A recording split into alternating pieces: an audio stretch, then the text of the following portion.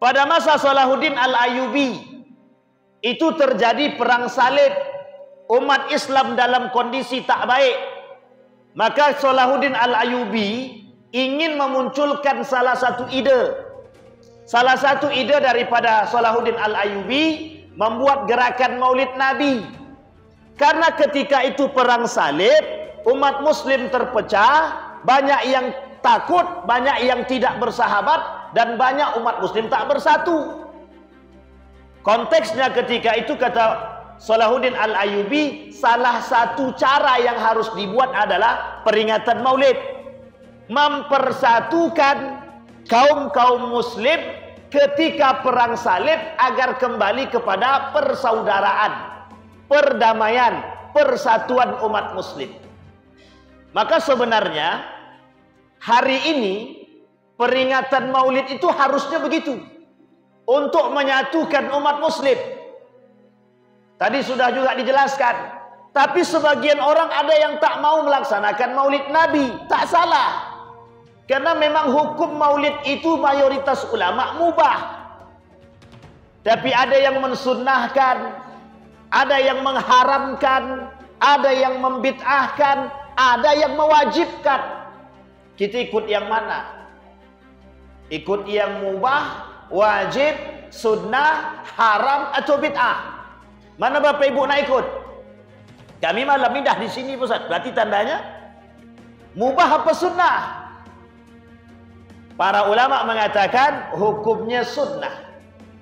Para ulama yang lain mengatakan hukumnya mubah. Kenapa kok mubah? Karena ada kaitannya dengan tradisi. Kalau dianggap tradisi, maka hukumnya mubah sejauh tak bertentangan dengan syariat Islam. Tapi kalau bertentangan dengan syariat Islam, bukan jadi mubah, bukan jadi sunnah, bukan jadi bid'ah, tapi jadi dia haram. Maulid Nabi tapi joget, dangdutan, haram apa halal? Haram tapi mata tengok juga.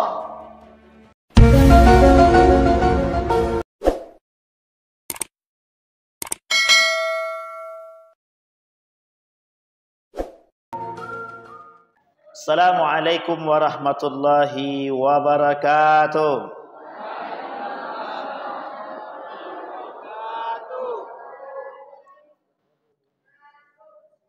Alhamdulillahi rabbil alamin. Alhamdulillahilladzi arsala rasulahu bil huda wa dinil haq liyudhhirahu 'alad dini kullih wa kafa billahi shahida.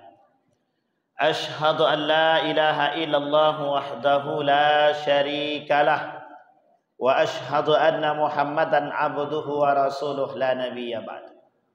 Allahumma salli wa sallim wa barik ala hadzal nabiyil karim. Allahumma salli ala Muhammad wa ala ali Muhammad fil alamin innaka Hamidum Majid. Ya ayuhan nasu taqu rabbakumul ladzi khalaqakum min nafsin wahidah wa khalaqa minha zawjaha wa batha minhuma rijalan katsiran wa nisaa wattaqullaha alladzi tasaaluna bihi wal arham innallaha kana 'alaikum raqiba. Wa qala Allah ta'ala ya ayyuhalladzina amanu taqullaha wa qulu qawlan sadida yuslih lakum a'malakum wa yaghfir lakum dhunubakum wa may yuti'illaha wa rasulahu faqad faza fawzan azima. Baik Bapak Ibu sekalian yang berbahagia, mudah-mudahan di maghrib ini, di isya ini, Allah limpahkan rahmat dan karunia-Nya kepada kita semua. Allah jadikan rumah tangga yang sakinah, mawaddah, warahmah. Allah anugerahkan anak-anak yang saleh dan salehah, penghafal Al-Quran, berakhlak mulia, istiqamah dalam kebaikan dan istiqamah dalam ketaatan. Amin ya Rabbal. Puji syukur kita kepada Allah senantiasa terpanjatkan dengan mengucapkan alhamdulillahirabbil alamin. Selalu membasahi bibir kita dengan bersolawat. Innallaha wa malaikatahu yusalluna 'alan nabi. Ya ayyuhalladzina amanu sallu 'alaihi wa sallimu taslima. Baik Bapak Ibu sekalian yang berbahagia, Profesor Dr. Haji Yunahar Ilyas dalam kitab dia Akhlak, kitab dia ada akidah dan akhlak. Salah satu isi daripada akhlak itu adalah akhlak kepada Allah, akhlak kepada kitabullah, dan akhlak kepada Rasulullah. Akhlak kepada Rasul. Dalam hadis Nabi sampaikan begini. Hadis ini satu sisi dhaif, tapi satu sisi dihasankan. Kata Nabi, addibu auladakum ala thalathi khisalin. Ajarkan anakmu 3 perkara.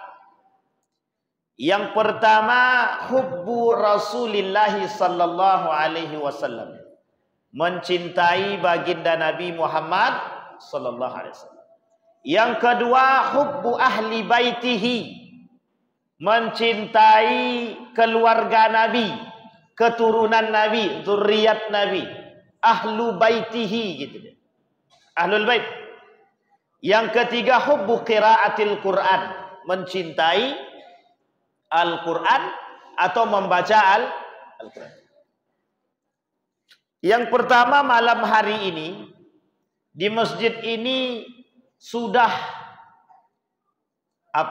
membantah penelitian-penelitian yang terjadi di Riau, khususnya umumnya, khususnya di Pekanbaru.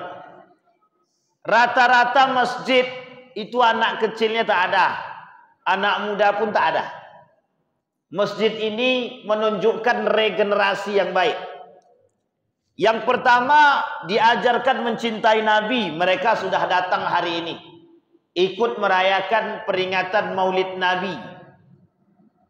Yang kata Pak Ketua tadi, terjadi pada masa dinasti Fatimiyah, atau lebih tepatnya Syiah Islamiyah. Tapi izin Ketua, kata Suyuti, itu terjadi pada masa Daulah Abbasiyah. Daulah Abbasiyah itu terjadi 2. Peringatan Maulid ini terjadi pada masa Daulah Abbasiyah pada 2 momen, pada 2 kerajaan. Oleh para ulama, Imam Suyuti mengatakan yang pertama pada masa Raja Khaizuran, yang kedua pada masa Raja Hakim Billah. Itu pada masa dinasti Abbasiyah. Baru kemudian muncul ada masa Salahuddin Al-Ayyubi, ada masa dinasti Fatimiyah, Syiah Islamiyah, sampai ke Nusantara, Jawi dulu, baru sampai ke Indonesia, masuk ke Nusantara lewat ulama-ulama Timur Tengah dan kerajaan-kerajaan Jawi. Kerajaan-kerajaan kemudian masuk di Indonesia pada masa Wali Songo, tersebar dalam metode syahadatain, pengsyahadatan. Kegiatannya Maulid Nabi, tapi isinya pengsyahadatan, mengislamkan atau pengislaman. Jadi kalimatnya syahadatain. Bahasa sederhananya di Jawa disebut dengan skatenan. Bapak Ibu tahu skatenan? Skatenan itu satu kegiatan yang dilakukan di malam Maulid. Dan itu dilakukan di Yogyakarta dan di Surakarta. Pertama sekali. Namanya syahadatain yang dikenal dengan skatenan. Dulu, saking gencarnya Hindu-Buddha menanamkan pemahaman mereka dengan tradisi-tradisi agama mereka, oleh ulama-ulama Timur Tengah yang datang dan para pedagang-pedagang Arab yang datang ke Nusantara, itu mencoba merubah itu. Mereka rubah tuh sejarah tadi. Mereka rubah. Tujuannya apa? Untuk memperkenalkan Islam pertama. Yang kedua, untuk mensyahadatkan orang-orang yang belum masuk Islam. Yang ketiga, bagaimana orang mengenal Islam itu sendiri, bagaimana orang mengenal akidah Islam itu.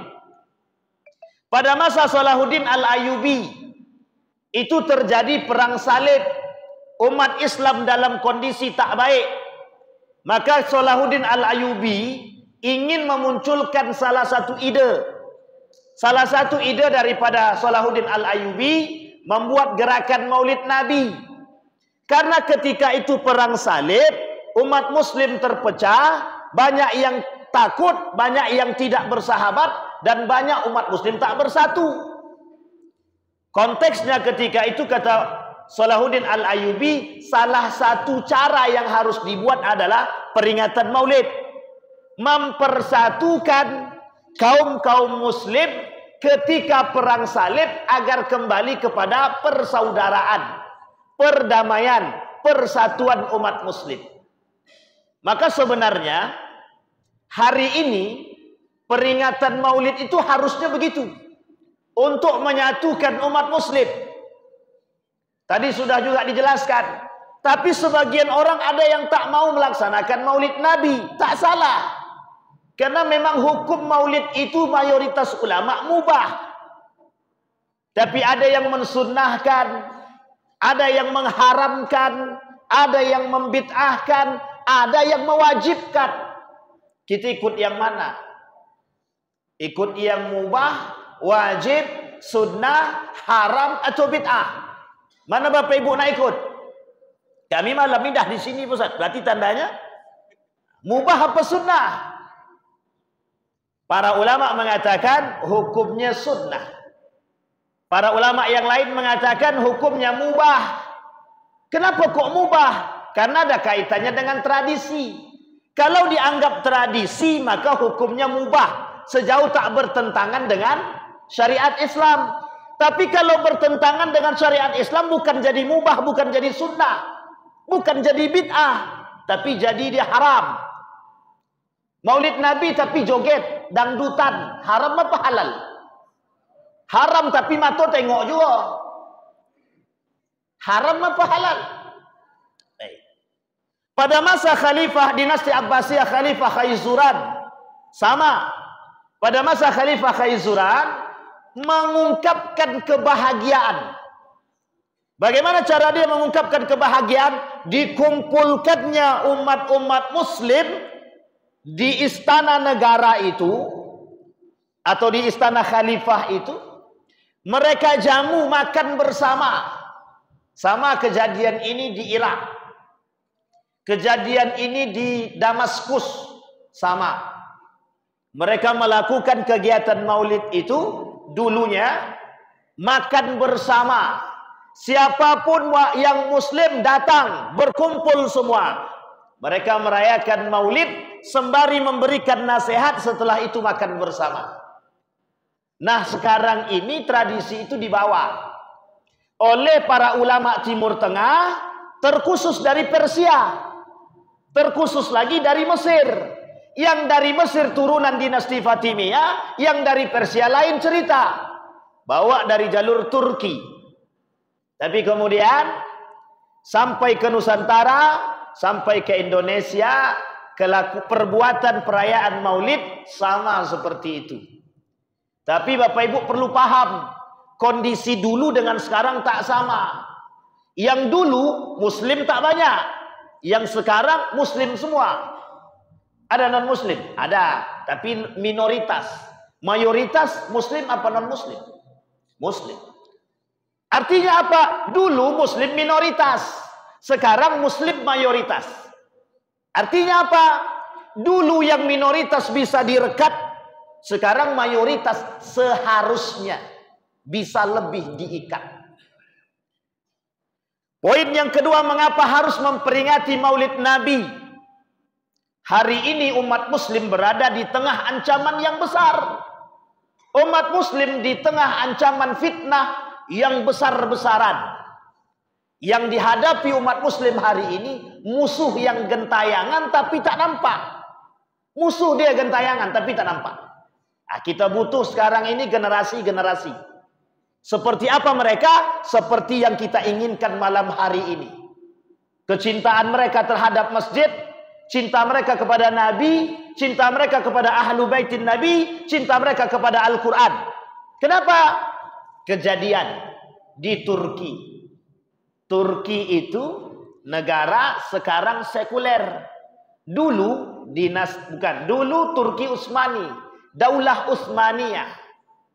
Saking tingginya raja di situ, khalifah di situ, Turki Utsmani runtuh begitu saja.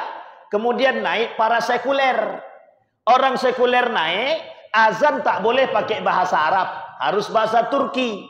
Di sekolah di sekolah tidak boleh mempelajari bahasa Arab. Yang ingin baca Quran tak boleh pakai mic. Boleh mengaji tapi sendiri di dalam rumah, tak boleh sampai dengar orang lain. Takut terganggu orang-orang yang lain. Karena negara ini adalah negara sekuler, kata Kemal Atatürk.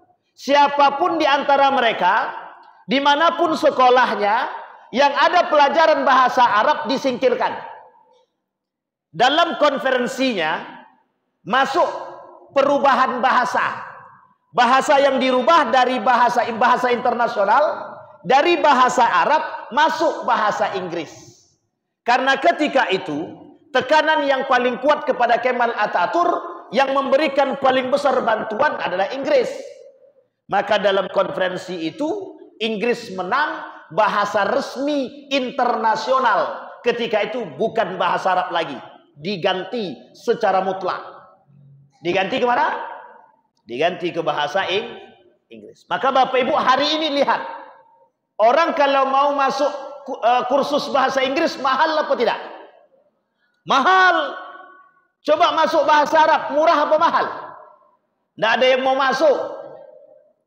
Kenapa tak ada yang mau masuk? Pergeseran. Bergeser. Orang kalau anak dia belajar bahasa Inggris, senangnya bukan main. Tapi coba anaknya belajar bahasa Arab. Apa kata orang tuanya? Ngapain kau belajar bahasa Arab? Susah cari kerja. Kata dia begitu. Padahal pertama sekali bahasa internasional itu bukan bahasa Inggris. Ini sejarah Bapak Ibu biar paham. Bukan bahasa Inggris. Sejarah bahasa internasional pertama itu bahasa Di sini sudah banyak bahasa Arab. Ada adik-adik yang keluar pesantren bisa bahasa Arab. Kok diam semua? Kami tak bisa bahasa Arab, kami bisanya bahasa Ocu saja. Lumayanlah daripada tidak sama sekali. Baik, kembali masa tadi Bapak Ibu. Ini sejarah. Artinya apa Bapak Ibu sekalian yang berbahagia? Kita perlu mengembalikan sejarah karena hari ini dikotomi sejarah itu terjadi. Pemalsuan sejarah itu terjadi. Pengkaburan sejarah itu terjadi. Sehingga anak-anak kita tidak mengenal sejarah secara baik. Karena mohon maaf, banyak sejarah-sejarah itu yang dikaburkan dan tidak diangkat terang-terangan. Seperti contoh, siapa yang menyusui baginda Nabi Muhammad SAW pertama sekali? Siapa Bapak Ibu? Ibu-ibu dulu, ibu-ibu. Yang pertama kali menyusui baginda Nabi siapa? Siapa Bu? Halimah Salah kan? Siapa yang pertama sekali? Bapak-bapak yang pertama kali siapa?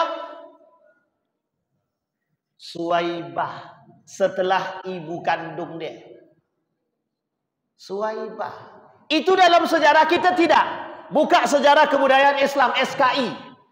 Buka sejarah Islam tahun 1999 kalau saya tak salah. Halimatu Sa'diyah. Sampai hari ini masih banyak. Dalam pelajaran agama, Kementerian Agama, mungkin Pak Ketua kita lebih tahu. Yang diajarkan itu Halimatu Sa'diyah. Kalau masa saya dulu, itu Halimatu Sa'diyah Pak Ketua. Tapi ternyata dalam sejarah, dalam kitab Ar-Rahiq Al-Makhtum, Tarikh Ibnu Hisham, Ramadan Al-Buti, ternyata bukan begitu. Dalam sejarah Haikal Hasan, tidak begitu. Ternyata yang pertama kali siapa?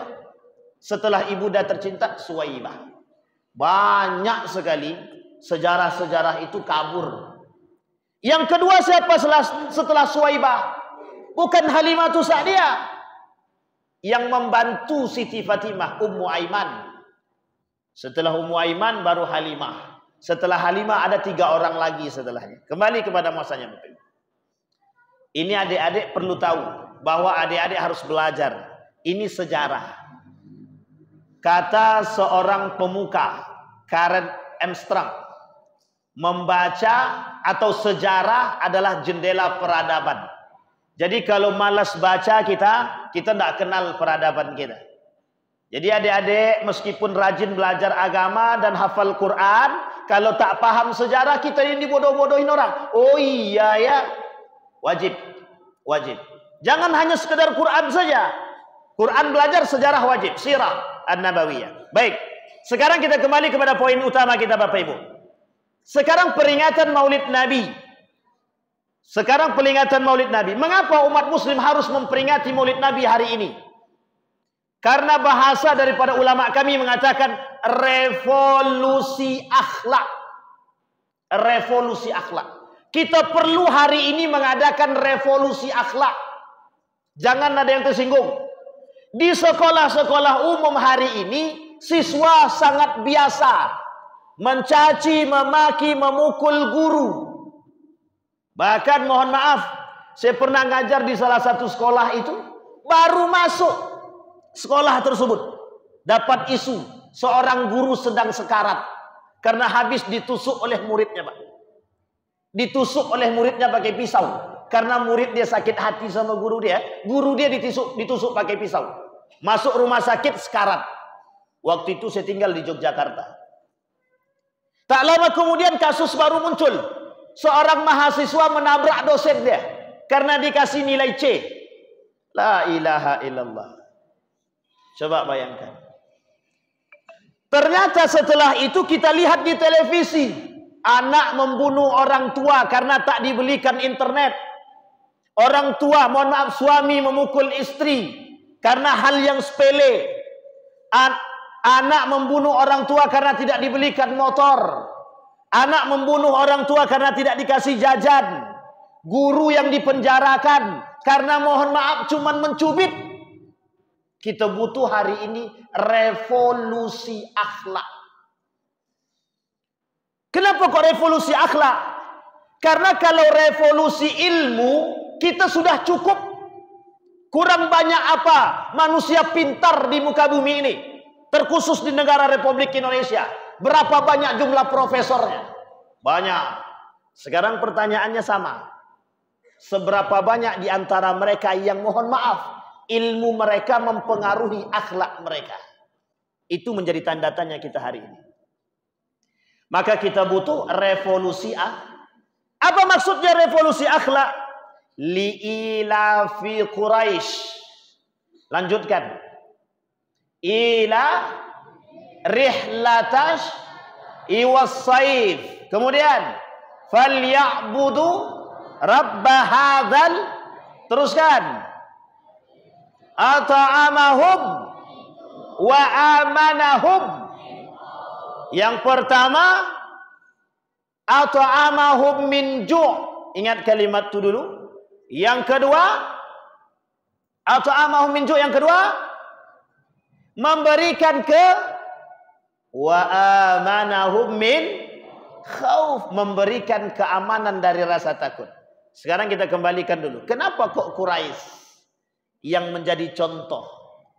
Kita kaji, Pak. Buka dalam Al-Quran itu, kaji tentang karakter orang-orang Quraisy. Mulai dari muslim, mulai dari kafir. Antara muslim dan kafir. Berapa banyak karakter-karakter Quraisy yang harus dibenahi oleh baginda Nabi Muhammad SAW. Maka kalimatnya, innama bu'istu liutammima makarimal akhlak. Nabi itu diciptakan, diangkat jadi nabi bukan untuk menyempurnakan akhlak, bukan. Tapi memberikan contoh kepada manusia, ini akhlak yang sempurna, ini akhlak yang baik. Nabi hafal Quran atau tidak? Hafal Quran atau tidak Nabi? Kalau Nabi tak hafal, gimana cara membacakan kepada yang lain? Bapak Ibu sekalian yang berbahagia, malaikat itu seminggu sekali datang untuk menghafalkan, mendengarkan Nabi menghafal Al-Quran. Jadi jangan salah, Nabi itu setiap hari murojaah sama malaikat. Kalian murojaah sama siapa? sama guru. Nabi murojaah sama malaikat setiap hari. Artinya apa Bapak Ibu sekalian yang berbahagia? Di dalam ayat Al-Quran yang terkandung itu, begitu banyak contoh karakter yang dipercontohkan oleh Nabi tentang karakter-karakter Quraisy, baik yang Muslim ataupun yang non-Muslim. Yang hafal Quran banyak, yang munafik juga ada. Yang hafal Quran ada. Yang tak berakhlak juga ada. Sekarang saya tanya, hari ini yang hafal Quran banyak apa sedikit? Banyak apa tidak, Bu? Yang tak punya akhlak ada apa tidak? Banyak. Banyak. Saya punya kawan itu sedang menghafal Quran dia. Hafal Quran dia 25 juz. Apa kata dia? Besoknya dia pacaran. Saya bilang, ente hafal Quran tapi ente pacaran juga, saya bilang. Oh iya, ini cuma untuk menjaga saja. Dari mana datangnya menjaga? Kalau mau jaga nikah langsung. Ini hafal Quran tapi kok pacaran. Ngaku hafal Quran, pegangan tangan juga. Ngaku hafal Quran, boncengan anak gadis seorang juga. Nikahkan langsung. Sampai di sini paham Bapak Ibu? Coba bayangkan. Kenapa kok kalimatnya revolusi akhlak? Karena kita butuh hari ini orang-orang yang berakhlak. Kita bukan tak butuh orang berilmu, bukan tak butuh Bapak Ibu. Karena hari ini kebanyakan orang berilmu tapi sedikit yang berakhlak. Yang terjadi apa? Rusak. Wa minan nasi may yu'jibuka qauluhu fil hayatid dunya. Kelak kata Allah, engkau akan melihat manusia itu cerdas, pinter. Tapi itu tadilah, dia tak berakhlak. Nah, kita pengen anak-anak kita nih cerdas, berilmu, dan berakhlak. Karena yang sesungguhnya pada hakikatnya, ilmu yang dipelajari itu untuk merubah akhlak. Lah kalau mereka belajar tapi mereka tak berakhlak, apa tujuannya? Apa gunanya? Maka jangan salah. Hari ini mohon maaf kita melihat orang, saking banyaknya orang pintar, tapi mohon maaf, kenapa kok masih seperti itu? Kalau kata guru saya, Profesor Dr. Sayyid Naqib Al-Attas, salah seorang ilmuwan muslim yang masih hidup hari ini tinggal di Malaysia, kata beliau, kenapa umat muslim hari ini kok seperti ini? Itu penyebabnya cuma satu, kata dia. Loss of adab. Loss of adab. Tahu Bapak Ibu artinya? Biar agak gaul sedikit. Hilang adab. Hilang adab. Kalau dulu Bapak Ibu dengan guru, orang bukan takzimi lagi. Saking segatnya. Duduk di hadapan guru, kalau ditawarkan, nak yuk makan sini. Anak sekarang kalau ditawarkan guru makan, langsung datang. Kalau dulu tak mau, dekat pun takut. Tapi itu tak salah kan? Artinya apa? Syakautu ila waqi'in su'a hibzi fa arsadani ila tarkil ma'ashi fa akhbarani bi anna al-ilma nur wa nurallahi la yuhda lil as. Imam Syafi'i datang ke Imam Waqi', guru dia. Tak sengaja oleh Imam Syafi'i sebelum itu dia melangkahkan kaki guru dia, Imam Waqi', ketika hendak menggantikan Imam Abu Hanifah menjadi mengajar hadis. Ketika masuk dalam kelas tak tersisa sedikit pun. Ilmunya tak keluar di mulut dari lisan Imam Syafi'i, tak keluar. Diingat-ingat apa dosa yang dia buat. Dapat dosa yang dia buat. Ternyata tadi dia tak sengaja telah melangkahi kaki guru dia, Imam Waqi'. Maka dia datang kepada guru dia, Imam Waqi'. Apa kata Imam Waqi'? Aku tahu kau bakal datang ke sini, maka aku sudah mengampuni, aku sudah memaafkanmu. Balik Imam Syafi'i ke dalam kelas, semua ilmu yang tadi tidak keluar bagaikan air. Karena akhlak. Apa dampak orang tak bermoral hari ini? Apa dampak orang tak berakhlak hari ini? Menghalalkan yang haram, mengharamkan yang, membenarkan yang salah, menyalahkan yang, karena tak punya akhlak, karena tak punya moral, karena tak punya iman.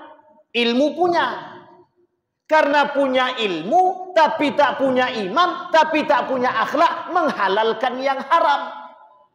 Merasa dengan ilmu tadi tinggi, tapi tanpa dikontrol oleh hati, iman, dan akhlak. Yang terjadi, bablas. Melewat batas. Oh, ndak apa-apa nikah beda agama, ndak ada masalah. Itu kan dulu. Al-Quran dulu tak sama dengan sekarang. Kalau Al-Quran dulu ia mengatakan nikah beda agama tak boleh. Tapi kalau sekarang zaman sudah kontemporer. Zaman sudah modern. Generasinya bukan generasi milenium lagi. Generasi Z, X, Y, A balik ke A balik. Entah apa nama generasi itu. Kalian ini generasi apa? Z, B, C, A? Generasi apa? Z, kan? Lah generasi Z pula. Besok generasi Y lagi itu. Saya pun tak paham. Kalau zaman dulu iyalah manusia milenium 2000 berarti itu. Kan ada filmnya. Kalau tak ada film kami pun tak tahu. Ada namanya film manusia milenium 2000, Pak. Jadi kalau bapak-bapak yang masih hidup waktu itu otomatis tahu dia manusia milenium itu. Panji, manusia milenium. Coba Bapak Ibu bayangkan. Artinya apa Bapak Ibu sekalian yang berbahagia? Saking tingginya ilmu. Sampai mereka berani mengatakan Al-Quran itu hari ini tidak relevan. Dengan perkembangan zaman. Perlu adanya tafsir ulang. Kita akan tafsir Al-Quran dengan gaya baru. Agar Al-Quran bisa menyesuaikan zaman. Bukan zaman yang menyesuaikan itu sesat atau tidak sesat? Sekarang saya tanya, Al-Quran harus ikut zaman atau zaman harus ikut Al-Quran? Saking tak punya akhlaknya, saking ketinggian ilmunya, yang berbicara demikian bukan orang S1, profesor. Coba bayangkan.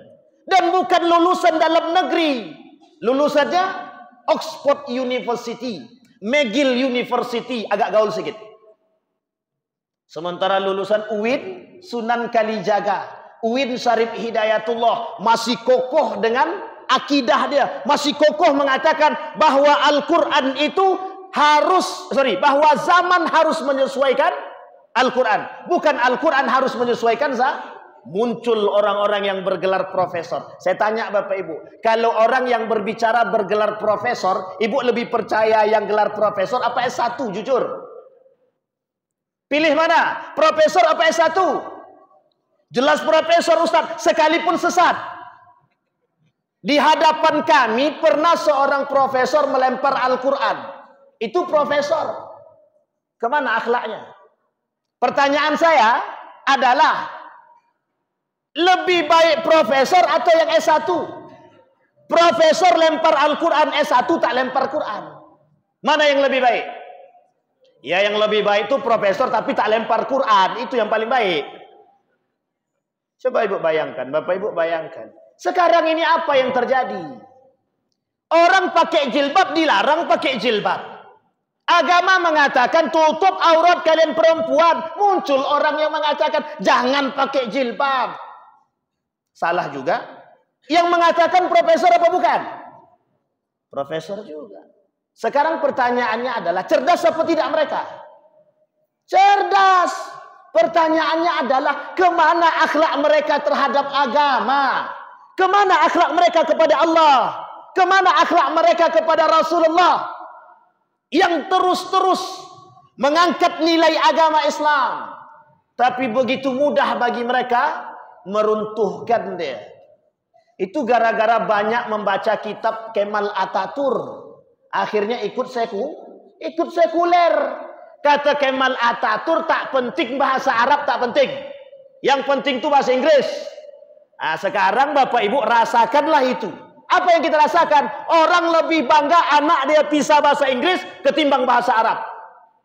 Sekarang kalau sudah hancur semua, kok tidak ada generasi kami yang bisa bahasa Arab, barulah kita terasa. Kok tidak ada generasi kami yang mengerti Al-Quran, barulah sadar diri.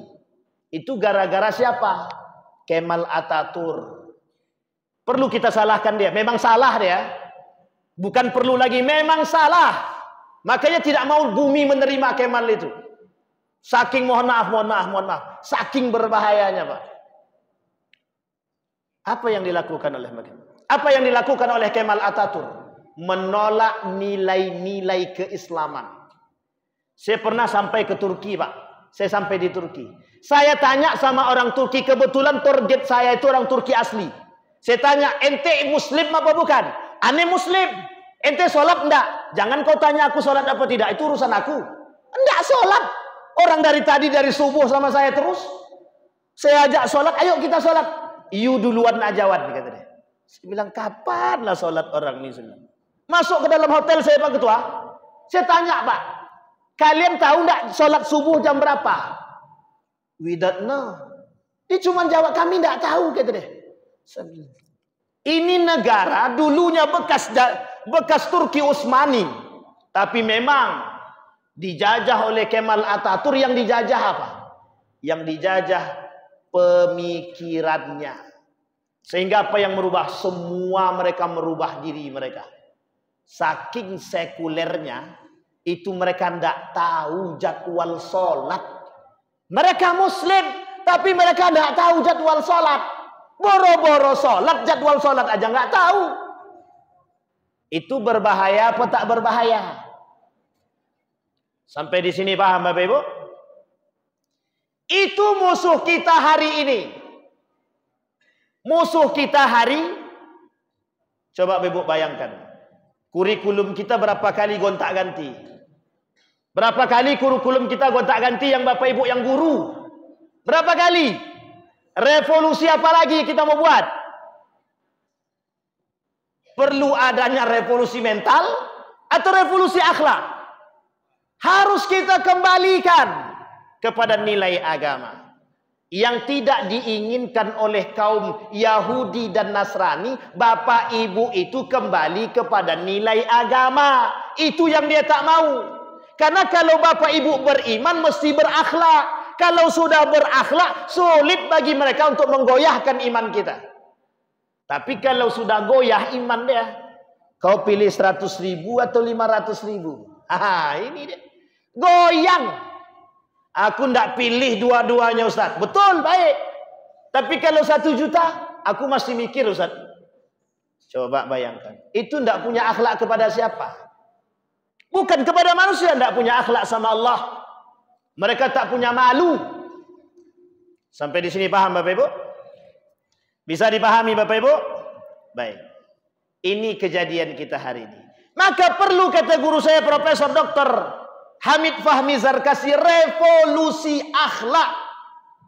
Karena kita sudah terlalu dalam mengamati dunia dengan ketidakberakhlakan.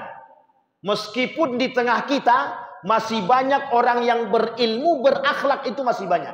Hanya saja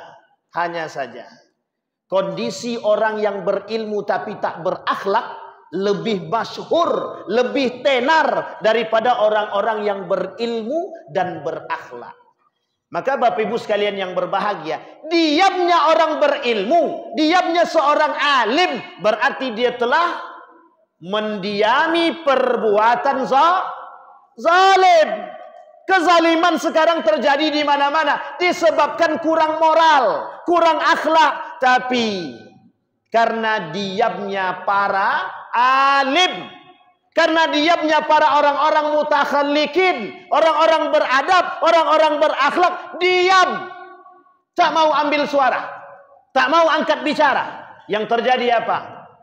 Yang terjadi apa? Semakin tersebarnya ketidakberadaban, ketidakberakhlakan manusia-manusia. Dan hari ini mereka dengan bebas melakukan upaya-upaya pendangkalan iman, pendangkalan akidah yang kelak berimbas kepada runtuhnya akhlak mahmudah, hilangnya akhlak yang sempurna, akhlak al-kamil, akhlak yang baik. Maka Bapak Ibu sekalian yang berbahagia, itu karena satu konsep yang mereka bangun, yang mereka tanam dalam benak kita, kebebasan. Tahu Bapak Ibu kalimat kebebasan? yang mereka topang dengan kalimat hak asasi manusia. Jadi Bapak Ibu, saking tingginya kebebasan itu, saking tingginya berpikir bebas itu dan kebebasan itu, sehingga mohon maaf, tak lagi memperhitungkan akhlak. Tetangga mau tidur, jam 10 malam dia masih hidupkan tape lagi. Dihidupkannya soundnya besar-besar. Lagunya mohon maaf, poco-poco pula. Ya Allah, tetangga mau tidur. Ketika dinasihati oleh tetangga, ngapain kau hidup besar-besar? Kami tetangga pengen tidur. Apa jawaban dia? Mohon maaf, apa jawaban mereka? Hak kami, tap-tap kami, sound system punya kami, mic kami. Ngapain ente yang ngurus kami? Begitu enggak kata-kata kita hari ini? Begitu enggak manusia hari ini? Karena satu kunci, hak asasi. Coba semua orang berpikir begitu. Dihidupkannya tape semua. Yang satu poco-poco, yang satu dangdut, yang satu pop, yang satu ngaji. Semua hidup. Mana yang paling bisa dinikmati orang hari ini? Saya ajak Bapak Ibu sekarang pilih ya. Kalau hidup dangdutan, kemudian hidupkan ngaji, sama-sama besar. Yang paling Bapak Ibu nikmati yang Al-Quran atau yang dangdutan? Jujur. Bapak Ibu sekalian yang berbahagia, kelemahan kita begitu. Kita yang sadar, kadang-kadang kita sadar Bapak Ibu, hanya saja kesadaran kita itu kadang-kadang, ya bahasa lainnya perhatian kita kurang. Kita sadar itu salah. Tapi mohon maaf, karena kadang-kadang ego kita lebih tinggi, ya kita kemudian mengabaikan kesalahan tersebut. Demi untuk mendapatkan kemuliaan, demi mendapatkan kehormatan, kita kadang-kadang melalaikan akhlak. Bapak Ibu bayangkan, mohon maaf, Bapak Ibu bayangkan, hari ini Bapak Ibu, hari ini itu kita sedang digerogoti dengan keadaan yang sedemikian rupa. Orang-orang sedang berpikir tentang diri mereka masing-masing. Setiap orang berpikir tentang si A, si B, si C, tidak ada. Mereka pikir diri mereka sendiri. Mau you ibadah silakan, itu ibadah urusan you. Sementara aku juga ibadah, itu urusan aku. Lakum a'malakum wali a'mal. Bagiku amalku, bagimu amalmu. Orang tak berpikir lagi. Tetangga dia nak ke masjid, nak tidak, tak urusan. Tetangga dia nak solat atau tidak, tak urusan. Sekarang pertanyaan saya adalah, apa hukum kita memberikan nasihat? Apa hukum kita mengajak tetangga datang ke masjid? Apa hukumnya Bapak Ibu? Wajib. Apa hukum menjenguk tetangga, mengajak tetangga kepada kebaikan? Wajib. Apa hukumnya? Mohon maaf, menasehati saudara sesama muslim yang melakukan kezaliman. Apa hukumnya? Kalau ada saudara kita melakukan suap, nasihati, hukum dia wajib. Jangan ikut-ikutan terima. Udah disuap, iyalah suapnya cuma 200.000. Kami tolak. Kalau 1 miliar, saya yakin pasti mikir mau nolak. Orang yang berharga diri 1 triliun pun ditolak. Itu kalau dia punya harga diri. Kalau dia menjaga kehormatan agama. Maka kata Nabi, saya petik pernyataan Nabi Bapak Ibu sebelum saya tutup. Kata Nabi, kelak di akhir zaman, la taqumus sa'ah, tidak akan terjadi hari kiamat kata Nabi, hatta taraun, sampai kalian akan melihat waqa'i atau hadasat azimah, kejadian-kejadian yang besar kata Nabi. Dalam riwayat yang lain Nabi kata, la taqumus sa'ah hatta tara, sampai kalian akan melihat kata Nabi, orang-orang berzinah bebas. Orang-orang berpegangan tangan laki-laki dan perempuan yang bukan muhrim bebas. Orang-orang yang berpacaran bebas. Laki-laki perempuan boncengan bukan suami istri bebas. Betul apa salah? Zina apa tidak? Yang paling miris lagi, mereka mohon maaf, berpelukan di depan umum tapi tak punya rasa malu. Maka kata Nabi, kelak di akhir zaman itu rasa malu dari diri manusia itu hilang, tak ada lagi.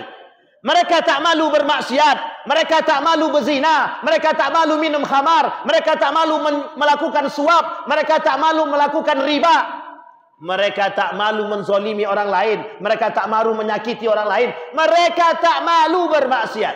Kata Nabi begitu.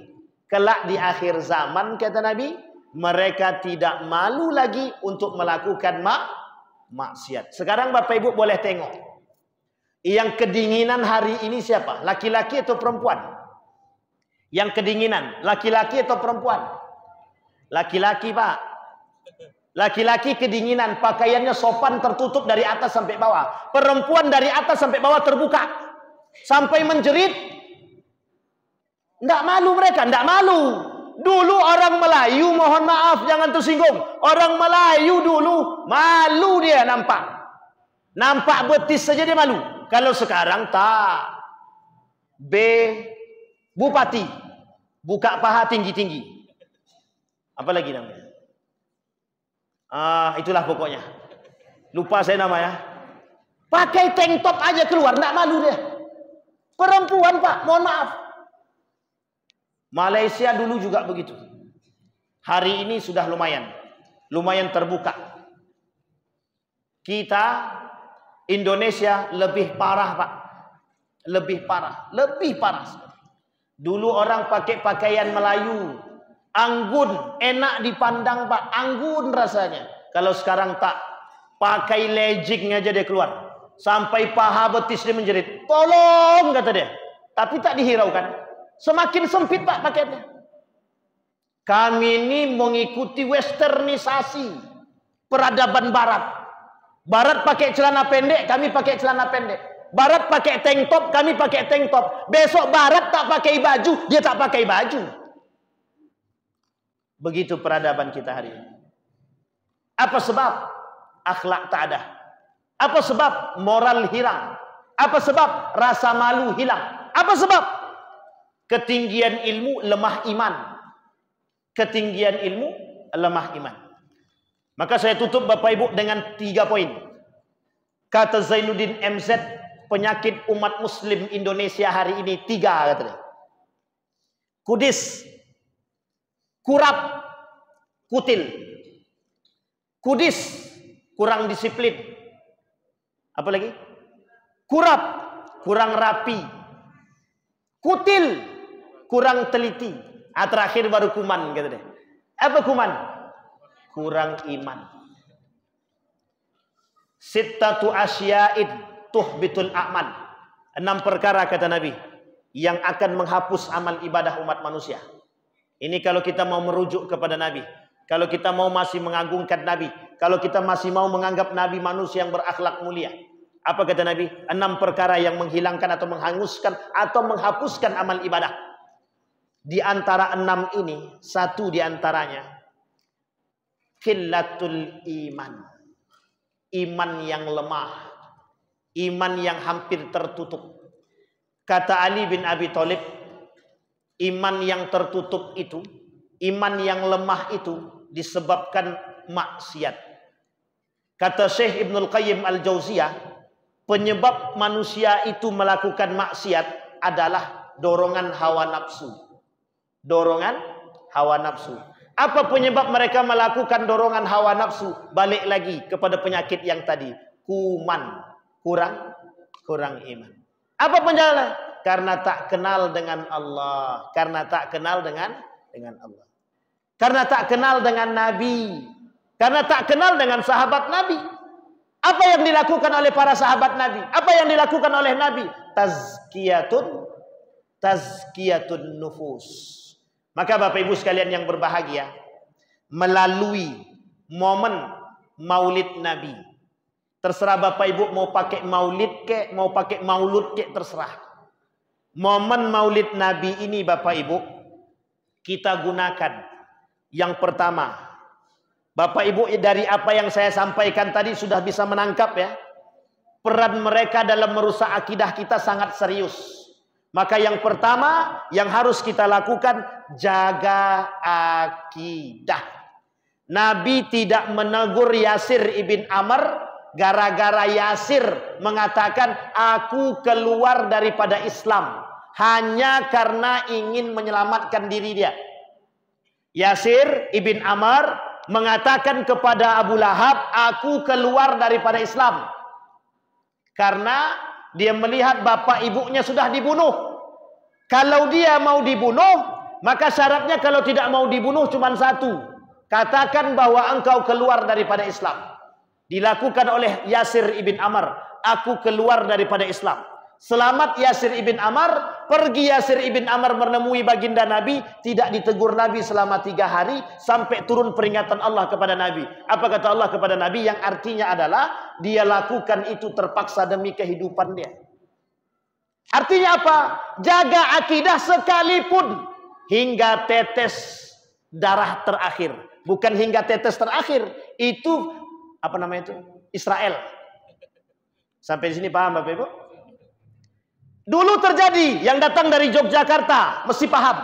2006, 2010. Satu kardus mie goreng mie rebus mampu merubah akidah. Kami keluar daripada Islam. Kalau daripada kami tak makan, lebih baik kami makan dan kami hidup, tidak apa-apa kami keluar daripada Islam. Gara-gara gempa bumi, gunung meletus. Gempa bumi 2006, gunung meletus 2010. Hilang akidah karena sekardus supermi. Waktu itu supermi, sekarang baru Indomie. Hilang, baik mie goreng, mie rebus, terserah. Tapi akidah tergadaikan. Pertanyaannya satu Pak. Kemana umat muslim ketika itu? Datang terlambat. Lebih dulu misionaris dari Salatiga datang ke Yogyakarta, menggeser akidah dari Salatiga. Bapak-bapak yang datang dari Salatiga jangan tersinggung. Karena memang di situ dulu tempatnya misionaris pertama di Indonesia dan terbesar. Di Salatiga. Bahkan berani masuk ke Gontor. 3 orang, 2 guru, 1 murid. Berhasil sampai selesai di Gontor. Misionaris. Bisa bahasa Arab, bisa bahasa Inggris, bisa baca kitab. Cerdas apa tidak cerdas? Tapi mereka punya misi. Kristiani. Merusak akidah, menggoyang akidah. Apa kata mereka? Kalau kalian pengen hidup, mau makan, ambil nih 1 kardus. Tapi catatannya adalah keluar daripada Islam. Hilang Pak akidah. Dilakukan oleh mereka. Keluar dari akidah mereka. Yang penting kami bisa hidup. Yang pertama, jaga akidah. Hari ini sama. Kita tidak dibuat kacau. Tapi kita dibuat mengaminkan perbuatan yang salah. Kita dibuat mengaminkan perbuatan yang salah. Di dalam Islam, suap itu salah apa betul? Salah apa betul? Jangan gara-gara mohon maaf, jangan ada tersinggung. Jangan gara-gara 200.000 akidah kita gadaikan, iman kita rusak. Kalau 1 triliun Ustaz, pikirlah dulu. Tetap tidak. Bapak Ibu perhatikan baik-baik perkataan saya. Peraturan mengatakan 100.000 ke bawah tidak suap. Dalam Islam 100.000 ke bawah suap apa tidak? Jangankan 100.000, 100 rupiah pun suap dalam Islam. Tapi dalam peraturan tidak suap. 100.000 ke bawah. Pertanyaan saya adalah, kita disuruh mengaminkan perbuatan yang 100.000? 100.000 ke bawah tidak suap. Di dalam peraturan mereka, di dalam agama, 100.000 suap apa tidak? Jangankan 100.000, 100 rupiah saja suap. Yang kedua, jaga iman. Jaga iman. Hari ini yang bisa selamat yang punya iman kuat. Kalau tak kuat iman, goyah. Karena apa? Cara mereka menggoyahnya ekonomi. Maka Yahudi itu cuma 12 juta di muka bumi ini. Yahudi cuma 12 juta. Tapi pemegang ekonomi dunia 98% mereka yang pegang. Itu Yahudi. Yang selama ini kita beli. Makanannya kita beli. Minumannya kita beli. Aqua. Apa lagi? Le Minerale 40% investornya Israel. 40%. Indomie punya orang Indonesia, tapi 30% investornya Israel. Pizza Hut umat muslim yang masuk. Yang makan umat muslim. pakai kerudung, pakai peci, kadang-kadang pakai jubah masuk, beli Pizza Hut. Sudah menyakiti hati Palestina atau belum? Kurang iman. Kurang iman. Berapa banyak produk Israel Bapak Ibu? 1000 lebih. Hampir semua produk Israel itu, mohon maaf, ada di dalam rumah kita. Kecap ABC. Kecap ABC. Apalagi cuci piring tuh. Mama Lemon. Original Israel. Mayora. Kue. Kongguan. Apa tak lagi? Itulah kue kami. Kue nenek-nenek kami zaman dulu tuh Ustaz. Kongguan. Coba bayangkan. Ada di rumah kita. Lifebuoy. Kami dah tak pakai Lifebuoy Ustaz. Tapi Lifebuoy sama. Pepsodent. Apa tak lagi? Coba bayangkan. Yang punya iman, yang tidak munafik, mereka akan tidak akan mau membeli produk Israel. Tidak akan. Yahudi kuat ekonominya, Israel kuat ekonominya karena topangannya Yahudi. Yahudi kuat ekonominya, siapa yang nopang? Umat Muslim yang membeli produk mereka. Starbucks itu original punya Israel. Yang minum siapa? Dunkin Donut kerjasama dengan Israel. Yang makan siapa? Kita juga Bapak Ibu. Sampai di sini paham Bapak Ibu? Kapan waktu Pak Ketua perlu juga disebutkan tuh. Semua produk Israel itu. Sampai mikir orang, kami mau makan apa lagi kan gitu. Besok gosok giginya pakai siwak, kan Pak Ketua ya? Nanti Pak Ketua sediakan siwak gitu kan. Misal, tak ada salah kan gitu. Atau mungkin minumannya besok punya apa sendiri. Apa namanya itu? Depot air sendiri. Amin. Amin. Sedikit yang mengaminkan. Tak mau sukses. Bayangkan. Jaga iman. Yang pertama jaga akidah. Yang kedua jaga. Yang ketiga. Perkuat akhlak kita. Perkuat akhlak kita. Bagaimana cara kami memperkuat akhlak Pak Ustadz? Caranya adalah peran orang tua hari ini sangat berat. Karena yang dirusak bukan yang tua-tua yang menghadapi sakratul maut. Tapi yang dirusak adalah yang muda-muda. Generasi-generasi. Bapak Ibu lihat. Mau hafal Quran dia atau tak hafal Quran. Kalau sudah ketemu dengan handphone, apa yang cerita? Apa yang terjadi? Jujur Bapak Ibu. Kalau mau hafal Quran atau tak hafal Quran dia. Kalau sudah ketemu handphone, apa yang terjadi? Makanya Bapak Ibu saya mengatakan ada 5 Tuhan baru. 5 Tuhan baru hari ini. 1 Tuhan manusia. Yang kedua Tuhan jabatan. Yang ketiga Tuhan kekuasaan. Yang keempat Tuhan harta. Yang kelima Tuhan elektronik. Internet. Kalau tak ada internet, stres otaknya itu. Sama harta. Kalau orang kaya tak punya ATM, di ATM-nya tak ada duit, kalang kabut itu. Kemana kami nak cari duit lagi? Tak jadi. Nak makan pun tak jadi. Sudah tak nikmat. Kenapa? Dalam dompet tadi sudah 0. Hilang Pak, kalang kabut. Kalang kabut. Yang pertama jaga akidah, yang kedua jaga iman, yang ketiga jaga akhlak. Dan yang keempat, ini kewajiban kita kepada Allah, kewajiban kita kepada Rasulullah. Kalau kita tak lakukan, kita berkhianat kepada Allah dan kita berkhianat kepada Rasulullah. Berikan pendidikan yang baik kepada generasi kita. Apapun itu terserah. Bagaimanapun caranya terserah. Berikan pendidikan yang terbaik bagi anak-anak kita. Kalau tidak kita berikan pendidikan yang baik, mereka tidak kenal dengan Allah, mereka tak kenal Rasulnya, maka kita disebutkan oleh Allah dalam Al-Quran pengkhianat. Berkhianat kepada Allah dan Rasulnya. Berat apa tak berat? Cukup Bu, 4 aja. Kalau saya tambah nanti makin banyak jadi. Tak jadi selesai kita. Sampai di sini paham Bapak Ibu? Siap Bapak Ibu? Jaga akidah siap? Jaga iman siap? Jaga akhlak siap? Jaga pendidikan anak siap? Maka Bapak Ibu sekalian yang berbahagia, siap atau tak siap? Wajib siap. Kenapa demikian? Karena hari ini Bapak Ibu sudah terbuka kan kacamatanya? Mereka kita melihat hari ini betapa seriusnya mereka merusak kita. Mengapa kita tidak serius melawan mereka? Maka hari ini saya mengajak kepada Bapak Ibu untuk serius kita menghadapi mereka, melawan mereka dengan cara kita. Apa cara kita? Perkuat akidah, perkuat iman, perkuat akhlak, dan berikan pendidikan yang baik.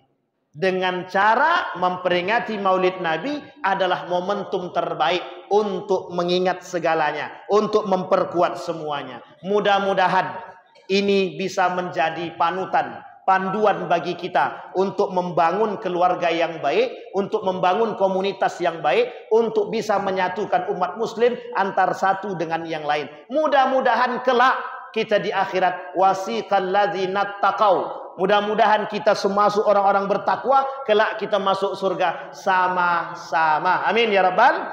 Kita tutup dengan doa Bapak Ibu sekalian yang berbahagia.